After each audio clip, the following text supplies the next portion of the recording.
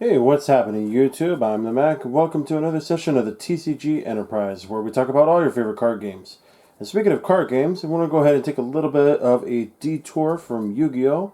And let's go ahead and get right into Magic the Gathering. Now, for those of you who know how to play Magic, good for you. For those who don't, I can go ahead and make up a quick tutorial for you guys. They'll be pretty basic. If you guys want to see that, go ahead and comment down below. But for the right now, I'm going to show you guys one of a budget decks you guys can make. It's less than $20. So we are going to be going with spirits. So we are going to be going with 4 Spectral Sailor. Cost for the 1 mana here and 1/1 has flash. So you may cast a spell anytime you would cast an instant. It has flying, and it has the 4, the 1 blue and the 3 to draw out for 1 card, which is great.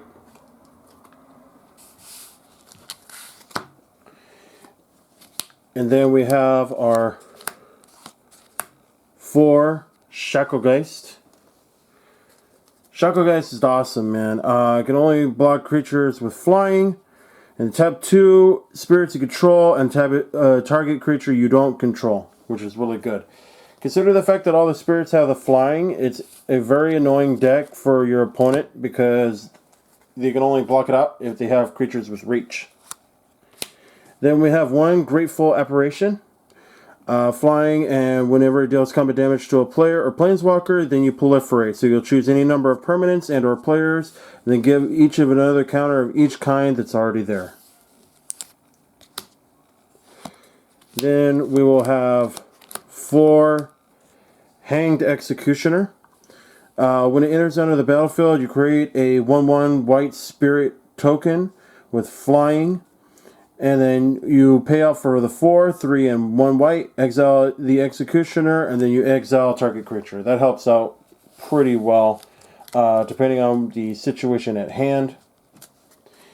And then, finally, for the creatures, we're going to be having our Empyrean Eagle. I guess that's how you call it. Has flying, and other creatures with flying get the +1/+1. And we also have our Dungeon Geists. Our Dungeon Geist, when it enters onto the battlefield, tap target creature, and an opponent controls. That creature doesn't untap during the controller's untap step as long as you control the Dungeon Geist. And finally, we run 3 Roaming Ghostlight. 3 Roaming Ghostlight. When it enters onto the battlefield, return up to 1 target non-spirit creature to the owner's hand, which is pretty good. I know it's a heavy, hard cast, but you know, if you're able to get a steady flow onto this deck, you should be able to bypass your opponent from anything that they're trying to hit on towards you.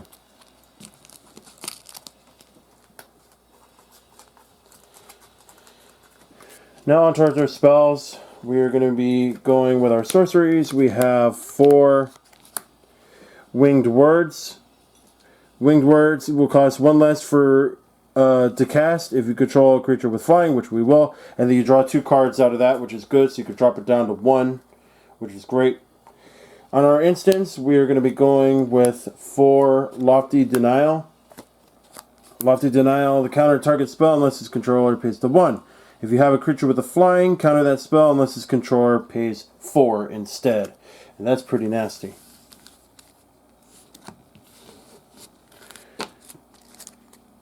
Then we have our 4 Obstinate. How would we say that right? Obstinate.